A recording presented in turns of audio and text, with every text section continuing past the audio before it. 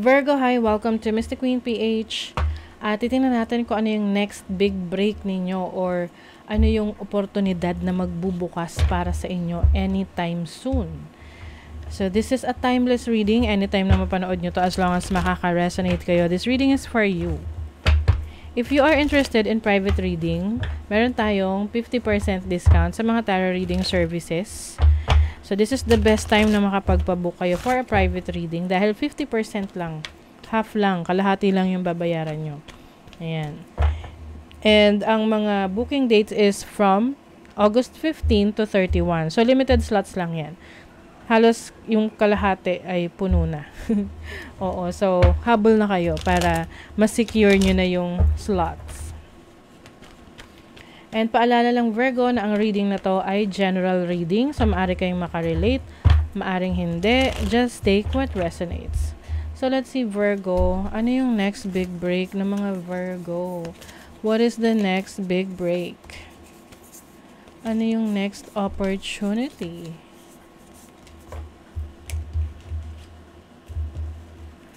What is the next big break for Virgo? Okay.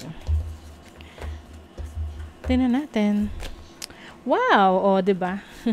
Second house. Second house is your possessions, your money, your resources.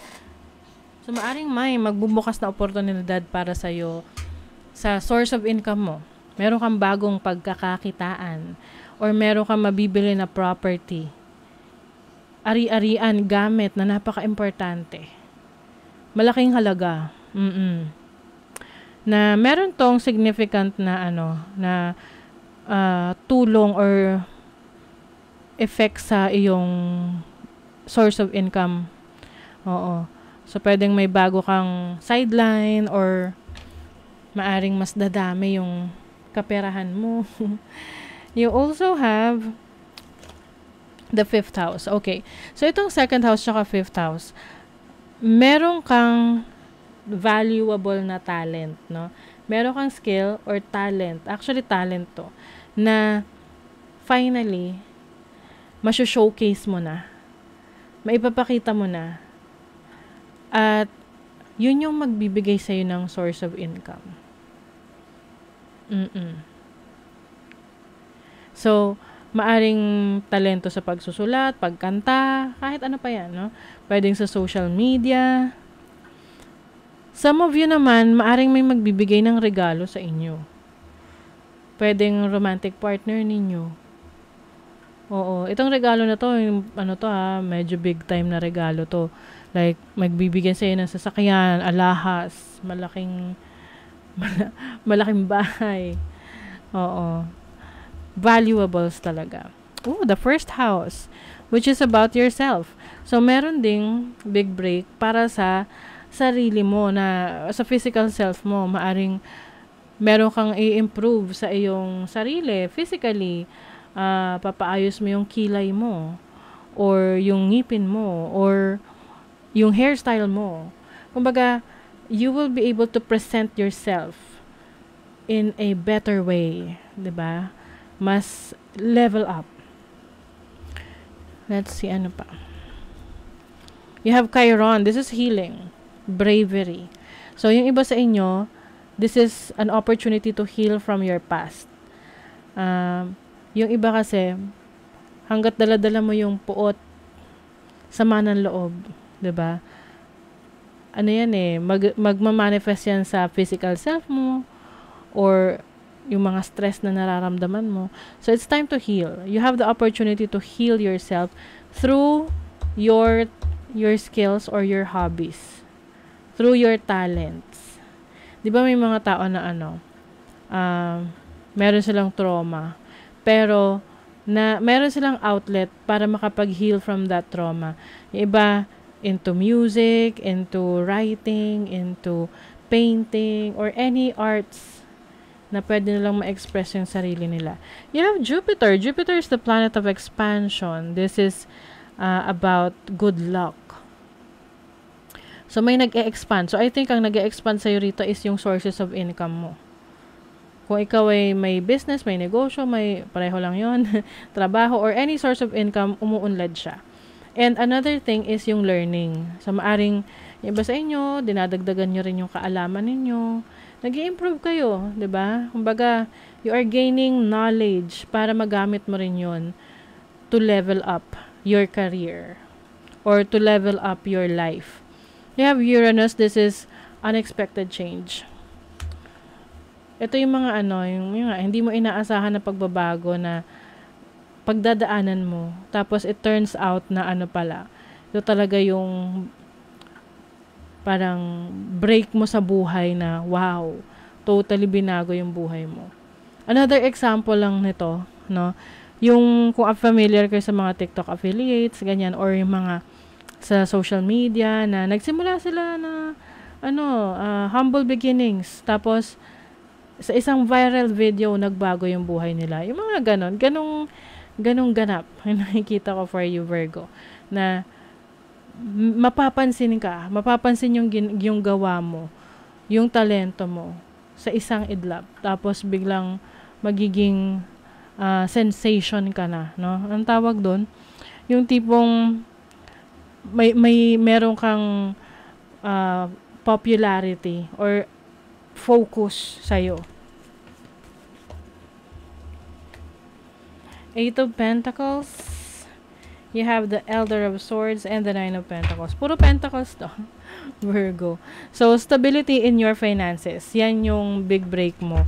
Kung naging challenging yung kaperahan mo in the past, anytime soon, magbabago na yan. Kasi mas marunong ka nang mag-handle ng pera. Alam mo na kung paano siya gamitin. And I think gagamitin mo rin siya sa pagpapaunlad, no? Yung i-invest mo siya or mas magiging masinop ka sa pera. The Nine of Pentacles is also about financial independence. So, yung iba sa inyo, kung gusto nyo magsolo, no? Gusto nyo, halimbawa, nakatira pa kayo sa family nyo, sa parents ninyo, whether single kayo or may sarili na kayong pamilya. Pero ngayon, gusto nyo na may sarili kayong space. May sarili kayong bahay. Ayan. So, magagawa nyo na yan. What is the Eight of Pentacles?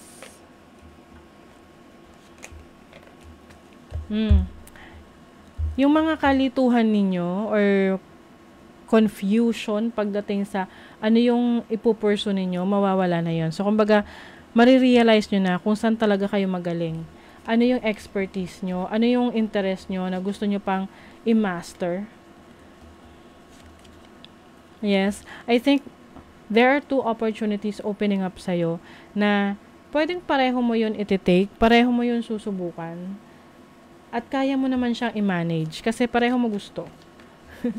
Opportunity yun, ha? Hindi relationship, ha? Ooh, the Wheel of Fortune. And then the Four of Swords. There is healing. Healing from any pain or hurt na naranasan mo in the past. May nagbabago sa takbo ng iyong life ngayon. Yung iba sa inyo, mas gusto nyo ng tahimik na buhay, mas laid back, hindi masyadong, yung parang hindi masyadong demanding yung work or hindi ganun ka, maraming hinihingi sa'yo, yung mundo. So for you, you are silently achieving your goals and dreams. Kumbaga, tahimik ka lang pero nagtatrabaho ka. Ganon. Tahimik ka lang pero na-achieve mo yung goals mo. Tahimik ka lang pero napapaunlad mo yung sarili mo. Ganon. Until such time na makita nila na tipong hindi mo na kailangang magsalita kasi nakikita na ng mga tao yung mga achievements mo. Ganon.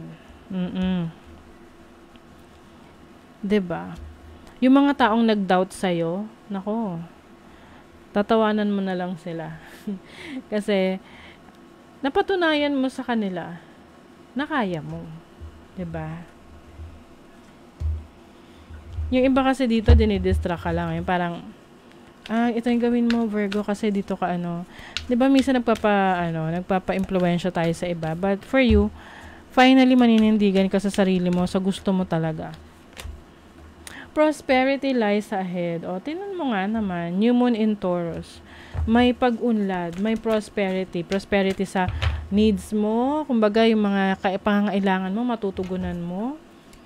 Kung ikaw ay walang trabaho pero dependent ka sa isang tao, like for example sa asawa mo, sa parents mo, kumbaga doon padadaanin yung prosperity. Syempre, pupunta rin sa'yo yon. A fiery climax approaches, full moon in Aries.